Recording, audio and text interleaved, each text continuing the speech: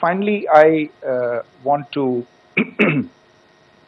address the some issues that have been raised related to the Indus Waters Treaty and the disinformation that has been raised in regard to that as well. The fact is that there have been fundamental changes in the circumstances in which the Indus Waters Treaty was concluded, and they call for a reassessment of the obligations under the treaty. Over the last year and a half to 2 years, India has been in communication with the government of Pakistan. We've sent several notices to them requesting for negotiations to discuss modification of the treaty. India has, for 6+ decades now, honored the treaty, even during periods when Pakistan imposed multiple wars on us, and even when relations were adversarial. Pakistan is the one that has been acting in violation of the treaty, deliberately creating legal roadblocks in India exercising its legitimate rights on the western rivers. Any projects that India sought to build on the eastern rivers, and even on the western rivers, which we are allowed to by the treaty, were always challenged by Pakistan, thereby hampering our rights to utilize our legitimate waters under the treaty. In fact, if you see, the preamble of the treaty itself states that the treaty was concluded in a spirit of goodwill and friendship. Mark those words, concluded in a spirit of goodwill and friendship. ये भारत का धैर्य और भारत की सहनशीलता है जो 65 साल से हम इतनी प्रोवोकेशन के बावजूद इस ट्रीटी को निभा रहे हैं. However, as has been made clear earlier as well, Pakistan has not responded to our requests to enter into negotiations for a reassessment of the obligations under the treaty. A number of conditions have changed. This is a treaty that was based on the engineering techniques of the 50s and the 60s. We are living through the first quarter of the 21st century. Technological changes and technological advancements have to be taken into account. There are demographic changes. There are climate changes that have taken place. There is the imperative of clean energy. And of course, the terrorism that Pakistan has wreaked in the state of Jammu and Kashmir itself has hampered India's ability to exercise its rights under the treaty. Pakistan's persistent refusal to respond to our requests to enter into government-to-government negotiations on the modification of the treaty is, in a sense, itself a violation of the treaty. And therefore, India has taken the step of putting the treaty in abeyance until Pakistan abjures irrevocably its support for cross-border terrorism.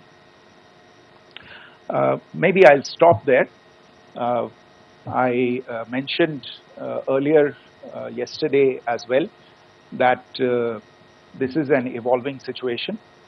I would therefore ask all of you to be considerate and restrained. It will not be possible for us or my colleagues from the armed forces to share operational details at this point in time. Beyond that, if you have any questions, may I have time for only a few, and I'll try to answer those questions. Okay, I give the floor to Rishabh. On Secretary, good evening. This is Rishabh from Times Now. I just wanted to understand, as per the press release that has been released earlier today, it says that we have successfully hit at the air defense of Lahore. Does it give our forces a better chances if in case of further escalation? And are there other air defense places as well at strategic location that were targeted? Rishabh, you are violating the first rule that I set out at the end of my remarks. The press release that has been issued by the Ministry of Defense today speaks for itself. It is related to operational matters. It's been released by the Ministry of Defense. As more information becomes available, it will be released at the appropriate time. Once again, please don't go into operational details at this point in time, because this is a constantly evolving situation. Yeah, go ahead. Foreign Secretary Smita Sharma, just wanted to ask, the Pakistani Minister Ishaq Dar in an interview has claimed that the national security advisors of India and Pakistan have spoken to each other.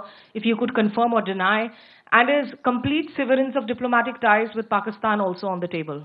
I have no information with regard to contacts between the two national security advisors. Insofar as diplomatic relations are concerned, you've seen the steps that were announced in response to the following the meeting of the Cabinet Committee on Security on the 23rd of April.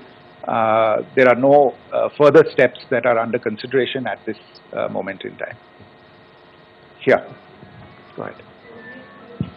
Foreign secretary, मेरा नाम मनीष है, मैं TV9 Bharatvarsh से हूं, और आपने खुद ही बताया कि कितना मिस इन्फॉर्मेशन क्रॉस बॉर्डर से आ रहा है, बल्कि ऐसा लग रहा है जैसे पाकिस्तान के प्राइम मिनिस्टर और डिफेंस मिनिस्टर तक भी प्रोपेगेंडा करने में मिस इन्फॉर्मेशन में आ गए हैं। वो कई बार तो ये तक दावा करते हैं कि हम 3 राफेल हमने गिरा दिया, इतने हमने मिग गिरा दिए, और जब उनसे पूछा जाता है तो वो कहते हैं कि सोशल मीडिया में हमने ये सब चीज़ें देखी थी।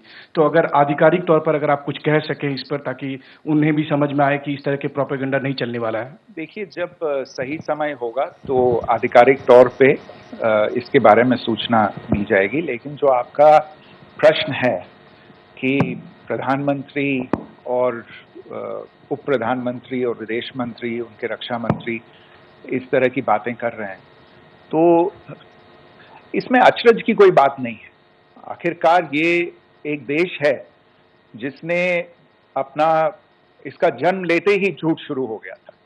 1947 में जब पाकिस्तानी फौज ने जम्मू कश्मीर पे दावा बोला, तो उन्होंने किसी ऐसे वैसे व्यक्ति से नहीं, संयुक्त राष्ट्र से झूठ बोला कि हमारा कोई लेना देना नहीं है इससे, ये लोग जो गए हैं वो तो कबायली हैं।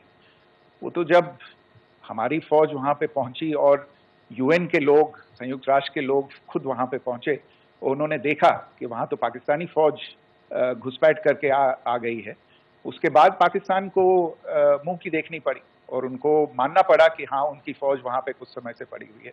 तो ये जो यात्रा है एक तरह से 75 साल पहले शुरू हो चुकी है, तो I am not surprise that this kind of disinformation is being indulged in. Yeah. Siddhant. So Siddhant from Beyond. Sir, we have seen a lot of negative comments coming from the Pakistani military of escalation.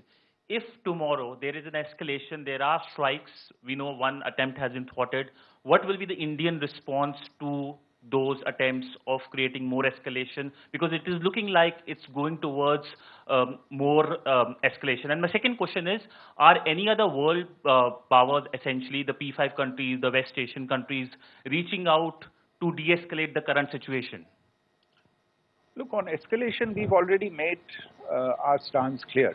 I mean, there are two basic points. First of all, it is Pakistan that escalated on the 22nd of April. We are only responding to that escalation. And then what we have said yesterday and what my colleagues have said today, that now if there is an attempt at further escalation by Pakistan, it will be responded to in an appropriate domain. And therefore, the choice is entirely that of Pakistan to make. As to your second question, I don't think I can do better than to point you in the direction of the statements that are being made from practically every chancellery in the world and the sentiment that they are carrying. That sentiment essentially and for the major portion is support for the government of India in the context of the condemnation of the terrorist attack in Pahalgam on the 22nd of April. There is wide recognition of the government of India's right to respond to these attacks in self-defense, and of course, a desire to ensure that there is not further escalation. I think these statements speak for themselves. Yeah. There. Sir, this is Mausami from India Today. Now, in the all-party meeting, we have learned that the defense minister has said that, you know, in the operation Sindoor, almost 100 terrorists were killed. Would we have any details about what is the number like, and also about if there were any big faces, masterminds, terrorist masterminds who were in fact killed? There is also a report that Masood Azhar's family's 10 members have been killed, and Rauf Asghar, who was actually the mastermind of Pulwama, he's also been badly, severely injured. I don't have information at this point in time to share with you on these issues.